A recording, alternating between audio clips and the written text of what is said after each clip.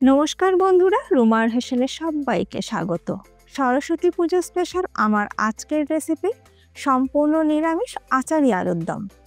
খিচুড়ি বা লুচি বা শুধু মুখে খেতে কিন্তু ভীষণই ভালো লাগবে।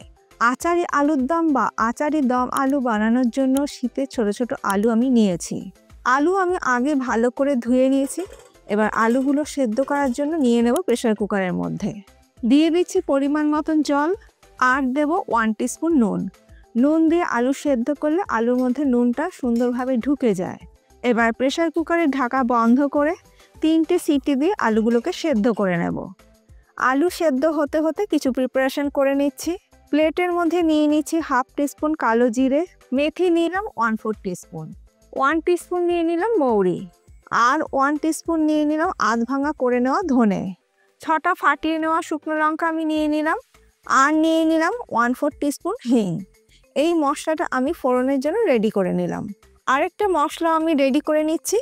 তার জন্য একটা বাটির মধ্যে আমি নিয়ে নিচ্ছি 1.5 টিস্পুন ধনে গুঁড়ো, 1 টিস্পুন দিয়ে দিলাম আমচুর পাউডার।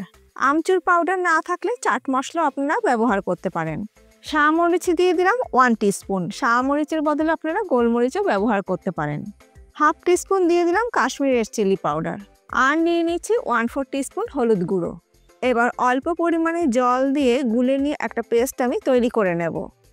অপর দিকে আলুও সেদ্ধ হয়ে গেছে, ঠান্ডা করে নিয়েছি। এবার এই আলুর থেকে খোসা আমি ছাড়িয়ে নেব। শীতের এই ছোট আলু দিয়ে আলুর দম খেতে কিন্তু খুবই ভালো লাগে। তবে এইখানে আমি একদম ছোট ছোট আলু নিইনি, একটু বড় সাইজের আলু নিয়েছি। আপনারা চাইলে এর থেকে ছোট সাইজের আলু দিয়েও কিন্তু করে নিতে পারেন। আর শীতে ছোট আলু ছাড়া এমনি আলু দিয়েও কিন্তু এই আচারি আলুর দম বানিয়ে নেওয়া যায়, সেটাও খেতে ভীষণই ভালো লাগবে। সমস্ত আলুর খোসা আমি ছাড়িয়ে নিয়েছি, আর আলুগুলোকে কিন্তু আমি গোটাই রাখছি। রান্নাটা করার জন্য কড়াইতে দিয়ে দিলাম 3 টেবিল স্পুন সর্ষের তেল। তেল গরম হয়ে গেলে দিয়ে দেবো আগের থেকে সেদ্ধ করে খোসা ছাড়িয়ে রাখা আলু। মিডিয়াম ফ্লেমে আলুগুলোকে ভেজে নেব। আলু ভাজতে ভাজতে আরও একটা মশলা আমি তৈরি করে নেব। তার জন্য গ্রাইন্ডিং জারের মধ্যে আমি নিয়ে নিলাম 3টি বড় সাইজের টুকরো করে কেটে নেওয়া টমেটো, আর দিয়ে দিয়েছি 1 ইঞ্চি আদার টুকরো। এবার আদা আর টমেটো একসাথে স্মুথ করে বেটে নেব। অপর দিকে আলু আমার হালকা করে ভেজে নেওয়া হয়ে গেছে। আর আলু সেদ্ধ করার সময় যেহেতু নুন দিয়ে আলু সেদ্ধ করেছি, তাই ভাজার সময়তে আর নুন দিলাম না।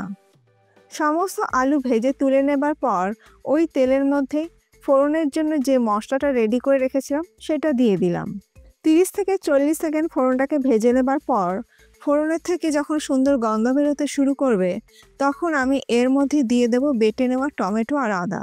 এবার মশলাটাকে ভালো করে কষিয়ে নেব।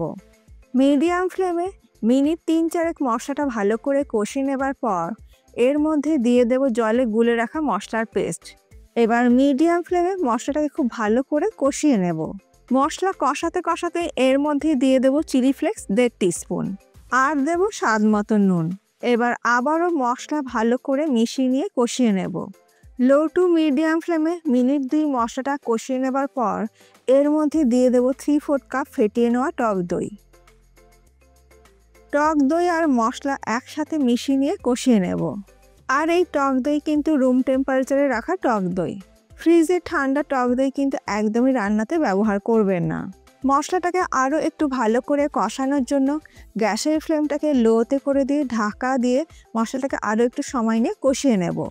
মিনিট 2 ঢাকা দিয়ে মশলাটাকে ভালো করে কষিয়ে নেবার পর দেখুন মশলা থেকে তেল সেপারেট হয়ে গেছে। মশলাটা খুব ভালো করে আমার কষানো হয়ে গেছে। দিয়ে দিলাম 1 মুঠো ফ্রেশ কড়াইশুঁটি, আর দিয়ে দেব আগের থেকে সেদ্ধ করে ভেজে নেওয়া আলু।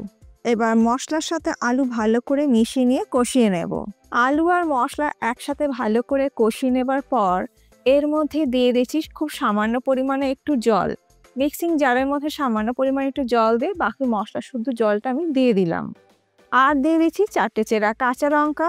সব কিছু ভালো করে মিশিয়ে নিয়ে ঢাকা দিয়ে লো ফ্লেমে রান্না করে নেব।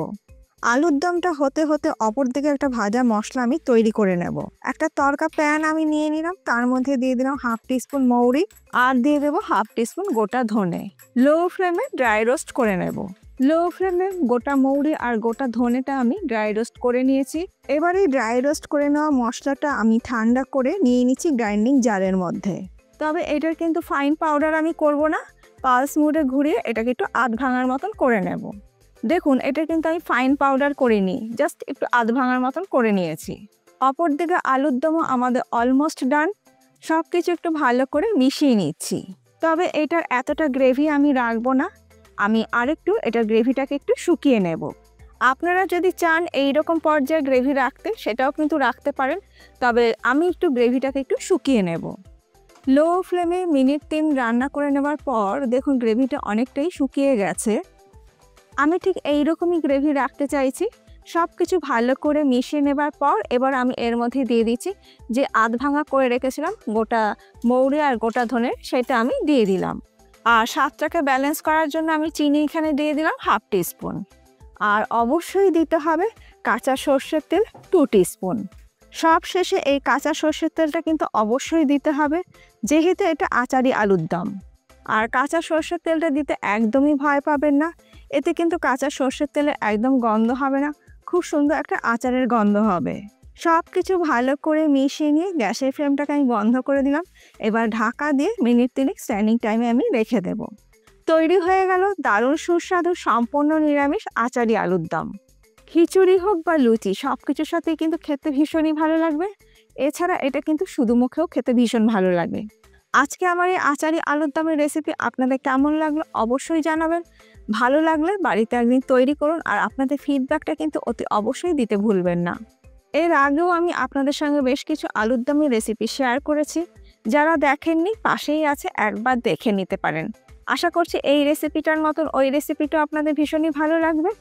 আজ তাহলে এই পর্যন্ত, আবার দেখা হবে নতুন কোনো ভিডিওর সাথে। ভালো থাকবেন, সুস্থ থাকবেন, ধন্যবাদ।